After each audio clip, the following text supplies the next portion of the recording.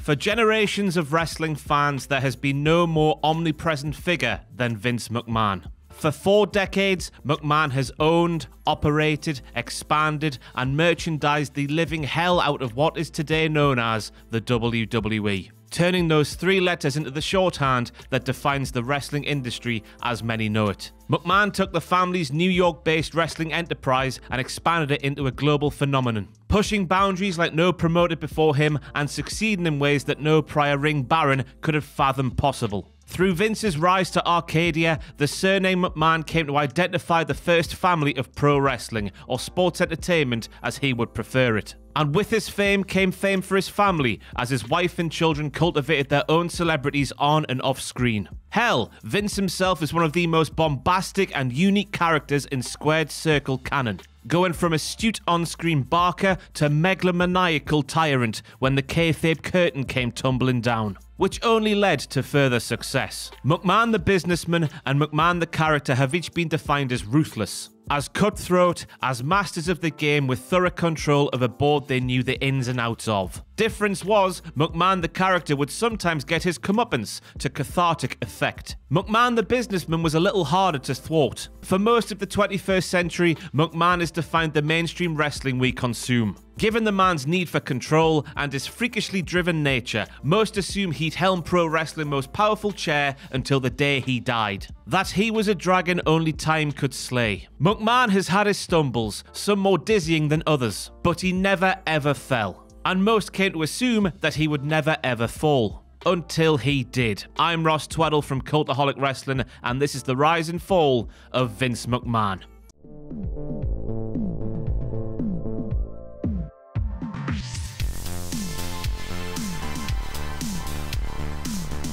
Vincent Kennedy McMahon is a third-generation promoter, the grandson of boxing impresario Roderick Jess McMahon, and son of longtime New York wrestling merchant Vincent James McMahon. Promoting was clearly the family business, and it stood to reason that one day the man commonly, but erroneously, referred to as Junior would one day take up the same game. In January of 1952, when Vincent K was 6 years old, his grandfather founded the Capitol Wrestling Corporation, alongside veteran wrestler turned promoter Joseph Toots Montt. Jess McMahon died of cerebral hemorrhage in late 1954, paving the way for a 40-year-old Vincent J to step into his father's shoes. In 1963, McMahon and Montt ceded Capitol from its host governing body, the National Wrestling Alliance, and rebranded their territory as the Worldwide Wrestling Federation. Though Vincent J would later renew his ties with the NWA after buying out Montt in the early 70s, he remained king of wrestling in the Big Apple, and Junior coveted that throne. The younger McMahon endeavored to be part of the wrestling business, especially after going with his father to the monthly Madison Square Garden cards. He wanted to be a wrestler, but Vince Sr. discouraged this notion. Nonetheless, Junior began to enjoy the on-screen roles, performing ring announcing duties on the syndicated programs and later becoming TV announcer at the age of 26. While McMahon flourished in these roles, the urge to promote is what drove him. In the 70s, McMahon had mixed success in that field. When Vince Sr. fell out with his local promoter in the state of Maine, Junior took over the region and didn't lose his arse. McMahon also helped his father expand the WWF syndication, tripling their reach as the 70s wore on. McMahon also promoted bizarre spectacles like Evel Knievel's ill-fated Snake River Canyon jump, and the Muhammad Ali Antonio Inoki farce that, for all its foibles and flaws, did prove to be a seminal moment in the evolution of mixed martial arts. Though these endeavours weren't rousing successes by any means, especially the Knievel stunt, which Vince took more than a bath on,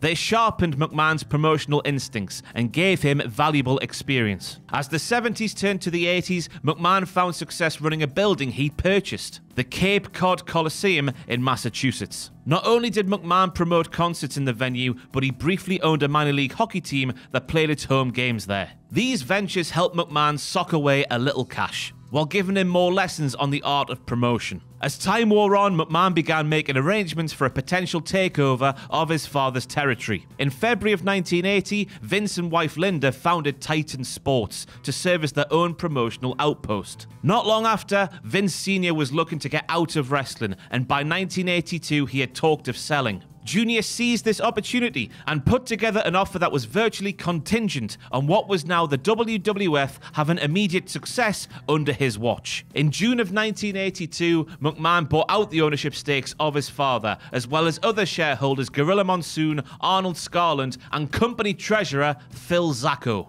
Among the concessions and provisions that were part of this deal, McMahon had to pay out $1 million in installments over the course of the next year to the outgoing shareholders. If he defaulted on a single payment, McMahon would forfeit all of his shares back to his father and others. But for the moment, and for much longer we'd learn, Vincent Kennedy McMahon was the sole owner and operator of pro wrestling in the northeastern United States, until he decided he wanted more. At the time of McMahon's purchase, and for the decades beforehand, pro wrestling in North America adhered to a system of territories, each with their own promoter and a regular cast of local heroes and villains. Young wrestlers would work different territories to pick up seasoning and experience, while older stars would move around to begin life anew in a fresh region. The NWA World Champion would also tour frequently, facing the top challengers in each area. Most of these territories fell under the banner of the National Wrestling Alliance, which Vince Sr., as noted, pulled out of in 1963 before rejoining in the early 70s. There were some groups that ran outside of the NWA jurisdiction, but really, most of the continent was under some kind of NWA rule. Like his father before him, McMahon knew that he was going to break from the NWA sooner or later. But unlike his father, Vince wasn't content to just run shows in his designated part of the map.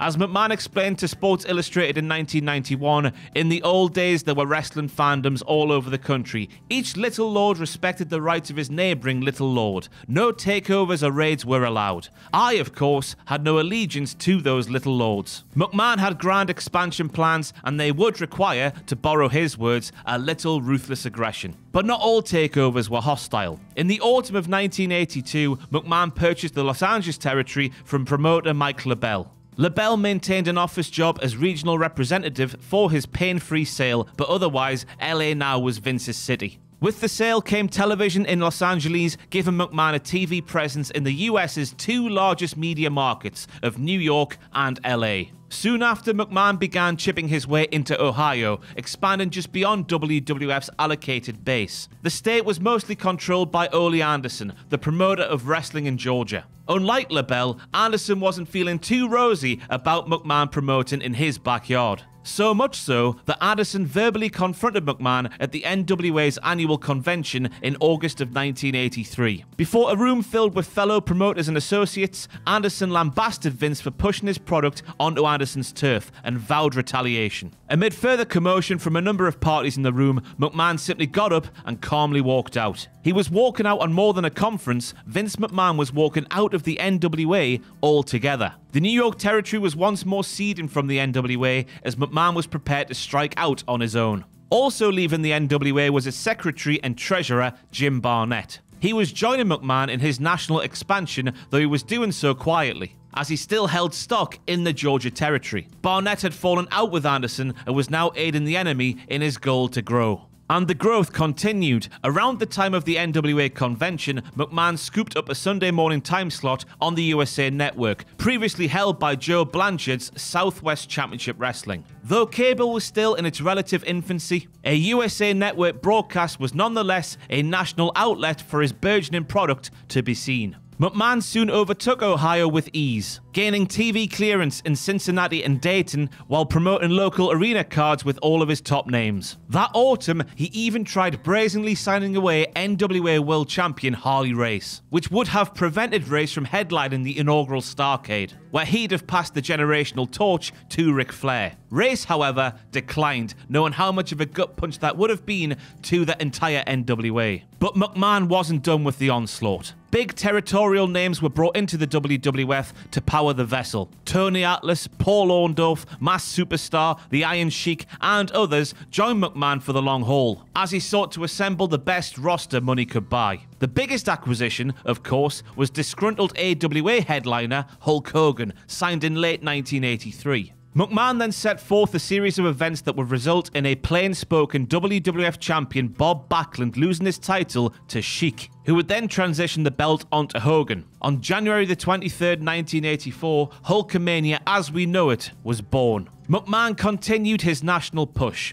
He took over the wrestling time slot in St. Louis while producing his own programming from the historic Chase Park Hotel. In 1984, cities like Chicago, Nashville, New Orleans, Memphis, and Dallas allowed the WWF onto their local airwaves. The roster continued picking up key pieces. Greg Valentine, Rowdy Roddy Piper, Jesse Ventura, Bobby Heenan, the Junkyard Dog, the British Bulldogs, and many more were plucked from the now rival groups, each quickly making their mark on a growing federation. In mid-1984, the WWF acquired a star of another galaxy, pop sensation Cyndi Lauper, which birthed the transcendent rock and wrestling connection. Thanks to Lauper's involvement, the WWF broadcast several specials on MTV, the hippest broadcast hub for teenagers of the day. Along with other celebrity endorsements, the WWF was looking like the place to be. Though more traditional wrestling was still preferred by fans of other territories, what the WWF was putting out there was a pop culture smash that appealed beyond the fringes of typical wrestling fandom.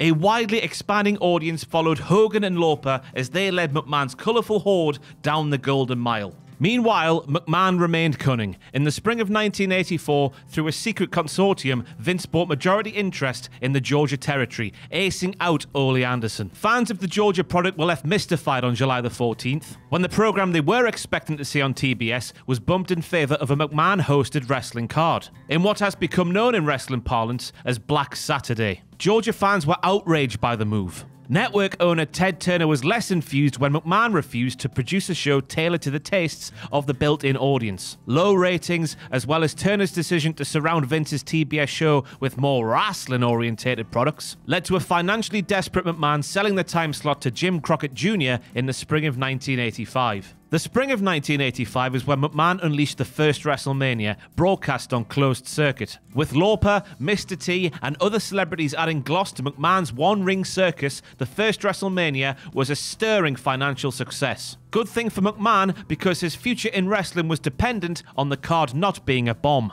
On the back of McMahon's vision, the hits kept on coming. Saturday night's main event was developed for NBC, putting pro wrestling back on network television for the first time in decades. There was even a Saturday morning cartoon series, Hulk Hogan's Rockin' Wrestling, that further appealed to America's impressionable youth. McMahon ended the rise in pay-per-view market, providing another revenue stream for the WWF. WrestleMania soon became the premier supercard, where history was made, champions were crowned, stadiums were filled, and giants were slammed. Wherever the official attendance number for WrestleMania inside the Pontiac Silverdome lies, the visual of Hogan body slamming Andre the Giant will remain timeless. SummerSlam, Survivor Series, and Royal Rumble became the three other tentpoles of the WWF pay-per-view calendar, each of them invented to try and stunt the growth of Jim Crockett Promotions' own attempts at expansion. Stars like Macho Man Randy Savage, Ricky Steamboat, Ted DiBiase, Jake Roberts, The Ultimate Warrior, and others flocked to the WWF in search of greener pastures, as well as their largest star turns ever.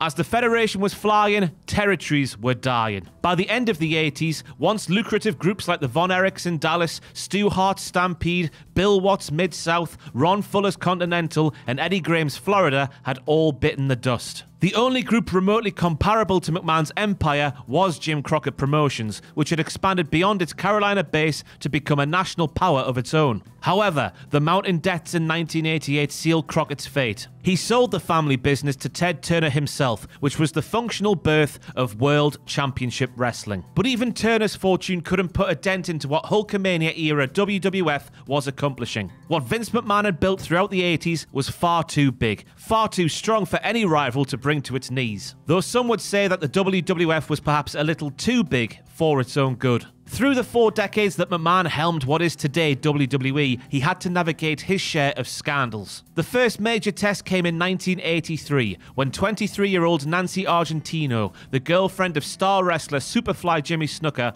died of severe head trauma. Argentino had accompanied Snuka to Allentown, Pennsylvania for a set of TV tapings, and had sustained the injuries sometime earlier in the day before Snuka attended his booking. Snooker reportedly told contradictory stories to hospital employees, while the coroner and pathologist believed the injuries weren't incurred by the accident. They had also observed more than 24 wounds to Argentino's body acquired over time. Snooker, however, was not charged in Argentino's death in 1983. Reportedly, after a meeting between McMahon and the local police, charges were never filed. Shortly after Argentino's death, McMahon was queried by the New York-based attorney Richard Cushing, to whom McMahon reportedly said, "Look, I'm in the garbage business. If you think I'm going to be hurt by the revelation that one of my wrestlers is a really violent individual, you are mistaken." As for Snooker, he was back in the ring days later and continued working in a featured role for the WWF until the summer of 1985. After 4 years away, Snooker returned in 1989, once more babyface attraction.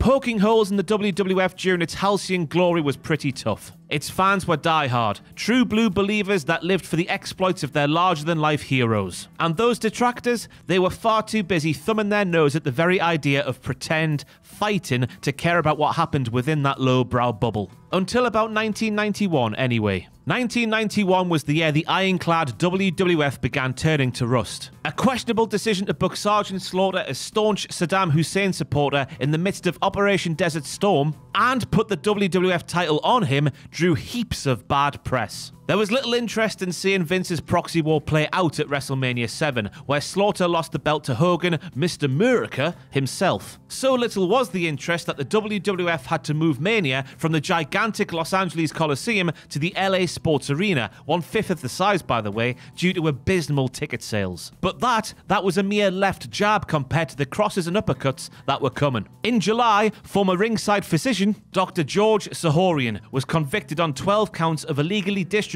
controlled substances, specifically steroids. Once upon a time, Sahorian had been a fixture at Federation Cards in the state of Pennsylvania, where he would do business with wrestlers that had the cash. Shortly after Sahorian was sentenced to 3 years behind bars, Hogan appeared on the talk show Arsenio Hall, apparently to discuss his own steroid use. But instead of being completely upfront about how he got those 24-inch pythons, brother, Hogan flat out lied, claiming to have only taken roids to rehabilitate an old arm injury. The reigning WWF champion, hero to millions of children, and the face of McMahon's wrestling empire looked really bad on this national forum. The tabloid floodgates burst open, Hulk's credibility took a major hit, and the once mighty Federation was reeling along with him. The notoriously muscle-bound WWF was going to lean out by the early months of 1992, as those with the more bulging biceps were cast to the wind. Hogan himself was taking an extended sabbatical after WrestleMania 8 to let the negative press die down a bit. In the run-up to WrestleMania 8, however,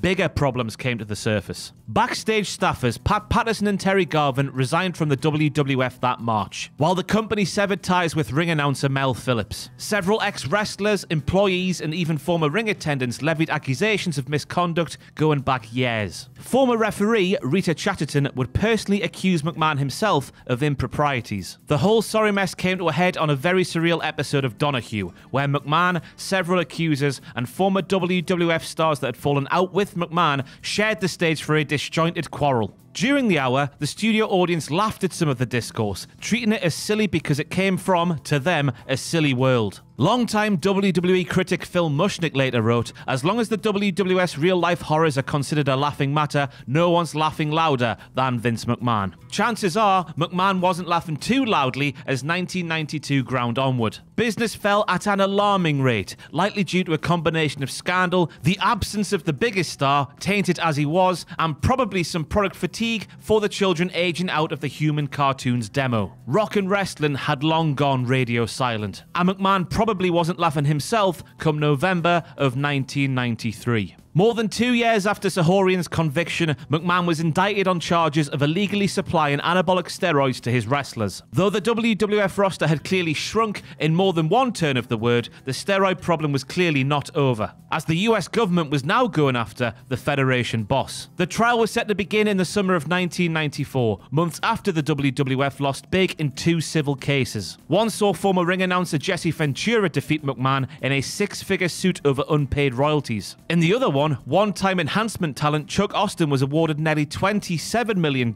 after Austin broke his neck while taking a bad bump during a 1990 match with the Rockers. But this was a criminal proceeding, meaning that McMahon faced possible time behind bars. In all, the government brought 6 charges against McMahon, 3 of which were thrown out before the trial. The remaining charges were 2 for distribution and 1 for conspiring to distribute. Over the 2-week trial, a number of wrestlers, including Hogan, testified, while McMahon's team did not enter a defense. The distribution charges were later thrown out on account of insufficient evidence. On the sole count of conspiracy to distribute, on Friday, July the 22nd, 1994, following 16 hours of jury deliberations, McMahon was found not guilty. While McMahon avoided prison, it's not like banner times were ahead. Dark days clouded the WWF in 1994 as sponsors pulled out from the negative publicity, and the audience continued to diminish. Company cornerstone Hogan recently debuted in WCW, while fellow household name Macho Man Randy Savage made the jump by the year's end. McMahon tried turning things around behind a youth-oriented campaign, labelled The New Generation. The era was filled with bad gimmicks, overly cartoonish storylines, and sparsely attended events, as the in-ring brilliance of Bret Hart,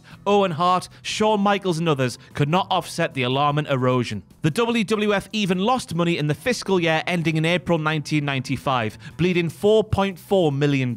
This means cuts were coming, and an already thin roster and faculty would get even thinner as 1995 wore on. And then, that autumn, a challenger emerged. Brash 41-year-old Eric Bischoff had been overseeing WCW for 2 years, and landed big names like Hogan and Savage to improve the number 2 promotion's visibility. That June, owner Ted Turner granted WCW a Monday night time slot on TNT, to go head-to-head with a wounded Monday Night Raw. Against most prognostications, Monday Nitro immediately took the fight to the WWF, exchanging viewership victories throughout the months ahead. Though WWF had cornered the market on nationally broadcast Monday Night Wrestling since the mid-80s, Nitro made an immediate splash with a very contemporary, very hip show predicated on weekly live broadcasts, scintillating action, pay-per-view caliber matches, and ground-shaking surprises like the unexpected debut of recent WWF star Lex Luger on the premiere. The WWF was losing ground in the pro wrestling culture war. Not only did Raw come off feeling stale by comparison, but their first counterpunch was pretty lame. A series of skits lampooning Ted Turner and the top WWF stars that had jumped ship. Before long, the skits had degenerated into personal attacks on Turner, and were a device to try and stop a merger between Turner's media empire and Time Warner. The skits became so mean-spirited that USA Network stepped in and ordered McMahon to stop.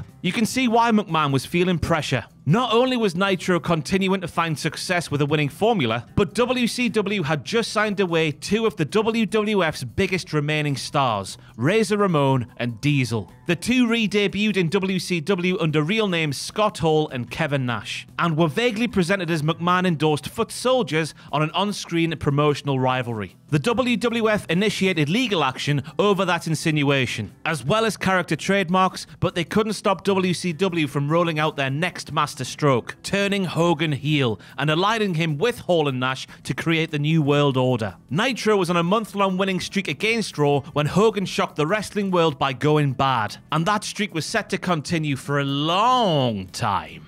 McMahon's WWF began tweaking its formula, gradually moving away from the family-friendly bollocks. But the NWO-powered WCW was the clear #1 promotion in 1997. A desperate McMahon inked Bret Hart to a front-loaded 20-year deal to keep Bischoff from signing him away, while struggling to keep troublemaking Shawn Michaels happy at the top of the card. Then when McMahon didn't feel like paying Hart the big money on his contract 1 year into that deal, he gave Hart permission to reach back out to WCW to see if Bischoff would take him off his hands. Reluctantly, Hart signed with WCW in the autumn of 1997, while still reigning as WWF champion. McMahon, of course, found a creative way to get the belt back off Hart, and it's got a hell of a backstory. Seriously, we've got an hour-long documentary on it, narrated by the lovely and charming Sam Driver. Give it a look, will you? Losing the theoretical WWF champion and a Federation performer of 13 years to the domineering rival felt, in many ways, like a rock-bottom moment for McMahon,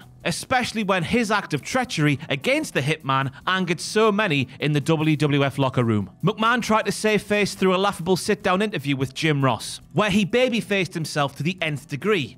It didn't exactly work now, did it? But that didn't matter. Through the ugly and contentious Montreal screwjob, McMahon accidentally stumbled upon a winning character.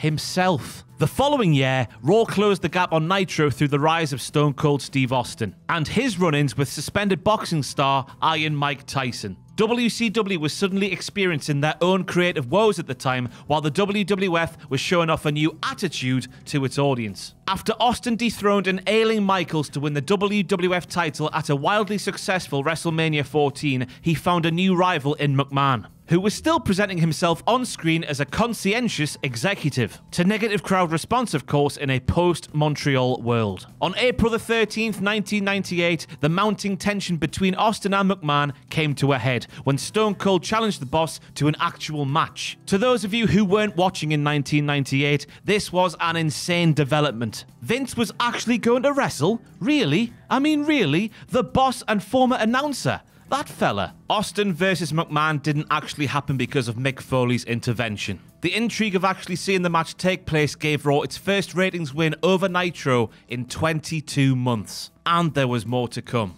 Nitro and Raw exchanged victories through the spring and summer months, but by the year's end, Raw assumed a commanding lead. Austin, The Rock, Foley, and others headed up an Attitude Blitz, which was way cooler than the fossilized happenings on the other channel. As 1999 wore on, the WWF was lapping WCW several times over in terms of audience and perception. The meteoric rise of the WWF in this period, as well as the goodness of WCW before its sharp decline, ushered in the first major wrestling boom since the mid-80s. Federation stars were everywhere in the mainstream media, and in-ring catchphrases entered the public lexicon. Within a 6-month stretch, the WWF debuted SmackDown as a weekly series on network TV. Launched an initial public offering on Wall Street, and Vince McMahon announced the formation of a new football league, the XFL. There was even a themed restaurant in Times Square, for crying out loud. Not bad for a promoter who apparently was in dire straits just a few years earlier.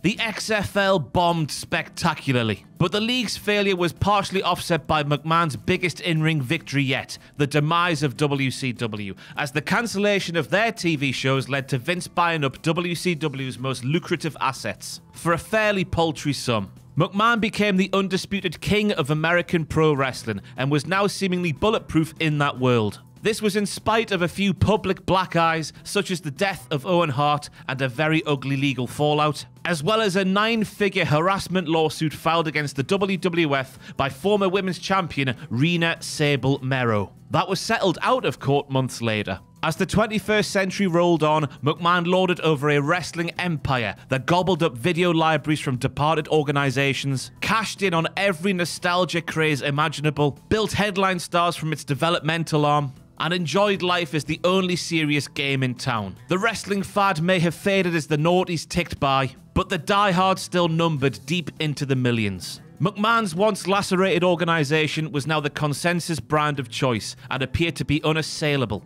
Not that there weren't agonizing moments. The 2005 death of Eddie Guerrero led to an enactment of wellness policy, which would come under intense scrutiny in 2007 following the Chris Benoit double murder-suicide. Months after that horrific event, more than a dozen WWE performers were found to have been receiving steroids and prescription drugs from an internet company called Signature Pharmacy. Most of those performers wound up suspended. In the fallout from Benoit, McMahon and WWE fell under the microscope of the US House Subcommittee on Commerce, Trade and Consumer Protection, and the House Committee on Oversight and Government Reform. He was privately interviewed by a committee in late 2007 and asked what had recently motivated the company to reach out to troubled former WWE talents with an offer to help them with any rehab or treatment they may need. McMahon's answer was, 2 words, public relations. That's it. I do not feel any sense of responsibility for anyone of whatever their age is who has passed along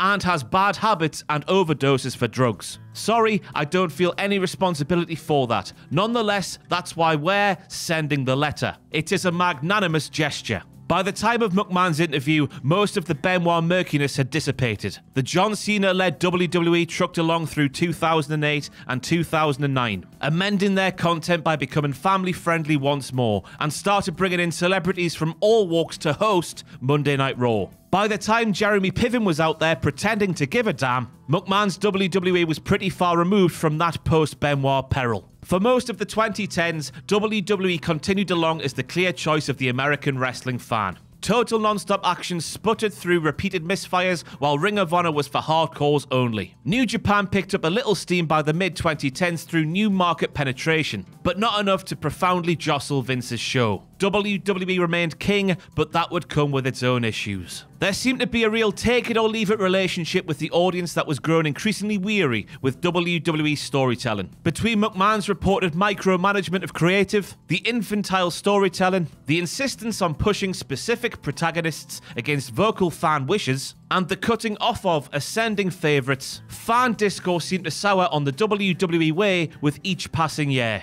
None of that was going to sink WWE, of course. Huge TV contracts that were signed in 2018, plus the 10-year deal to bring events to Saudi Arabia, have made WWE idiot-proof from a financial standpoint. Still, many fans began looking for something else. It's why All In 2018 caught more than a little attention. It's also why AEW hit the ground running in 2019. People were starved for a long overdue alternative to the WWE way on a national level, and Tony Khan and Warner Media gave them one. Soon, WWE fan favourites began flocking to AEW. Whether it was the voluntary exodees like Jon Moxley, Bryan Danielson and Adam Cole, or the misused castaways like Miro, Keith Lee, Tony Storm and FTR. Turns out, in this day and age, you can make a hell of a company out of people that McMahon either threw out or chased out. Since escaping, a number of ex-WWE stars have spoken very frankly about their former employer's culture in podcast interviews. While their stories aren't all doom and gloom, the composite drawn wasn't exactly a sunlit landscape. Much of the chatter discussed a very broken system, insisted upon by an elderly control freak that had apparently lost his creative spark a long time ago. Meanwhile, back in WWE, there was some curious shuffling going on in the office. Longtime Vince loyalist Bruce Pritchard returned to creative in 2019 after a decade away, while the maligned John Laurinaitis returned to his talent relations post in 2021. Former talent agent Nick Khan came on board as WWE president, replacing the exiled George Barrios and Michelle Wilson. Meanwhile, theoretical successor Paul Levesque seemed to be losing power backstage, especially after third brand NXT failed to stifle AEW's growth. Levesque's wife, Chief Brand Officer Stephanie McMahon, abruptly announced a leave of absence in the spring of 2022, as people were wondering what in the hell was going on at WWE headquarters. Then, on June the 15th, 2022, the first real domino fell. The Wall Street Journal reported that McMahon was being internally investigated for $3 million in hush money he gave to a former employee he'd allegedly had an affair with. On the heels of this story, McMahon began making bizarre cameos on WWE television, perhaps to curry public favour or just to show no fear. Appearances aside, Vince stepped down from his CEO position but maintained his usual iron-tight grip on creative. Then on July the 8th, the news got worse. The Wall Street Journal reported on an additional $12 million in hush payouts to other women, including $7.5 million to a former female talent that McMahon allegedly coerced, before eventually letting her contract lapse when she refused a later request. On July the 22nd, a full 28 years to the day after beating the federal steroid rap, Vince McMahon abruptly announced his retirement from WWE through a short tweet. It was a day most thought would never come. Days later, it was revealed that the US Securities and Exchange Commission, as well as federal prosecutors, had launched inquiries into McMahon's secret payouts, which are believed to have been the true cause of Vince's hasty exit. For a man many believed would die in office, a man that had survived crises that would have destroyed less resilient promoters, McMahon ended up unraveling in the headlines over the course of 5 weeks. There was no roar and blaze of glory for such a self-styled alpha, just a sterile peace-out message posted on social media. No matter how one feels about Vincent Kennedy McMahon, few would have predicted that his possible final moment in professional wrestling would have been so relatively meek. For such a master of spectacle, it's an ironic finish. As of this recording, the wrestling world is still adjusting to life without Vince, and it will continue to do so for a very long time. McMahon's influence on not just his own company, but all rivals that tried sizing up to his lofty standing, is what defines the general public's comprehension of professional wrestling. Much of the wrestling we see in or out of WWE is at least partially influenced by Vince's vision, whether it good or bad. For the last time professional wrestling was without Vince calling any shots, you'd have to go back to a time when only 2 Star Wars movies had been released theatrically. That was 4 decades ago. When you have that insane level of longevity, it's hard to fathom life after the curtain falls. As such, Vince McMahon probably can't fathom how he'll spend his days without occupying the captain's chair. And whether one's happy or sad to see Vince go, none of us could have fathomed a wrestling world beyond that point either. In the end, Vince McMahon was no different from those old territorial promoters he went to war with. Like them, his career was derailed by the actions of Vince McMahon.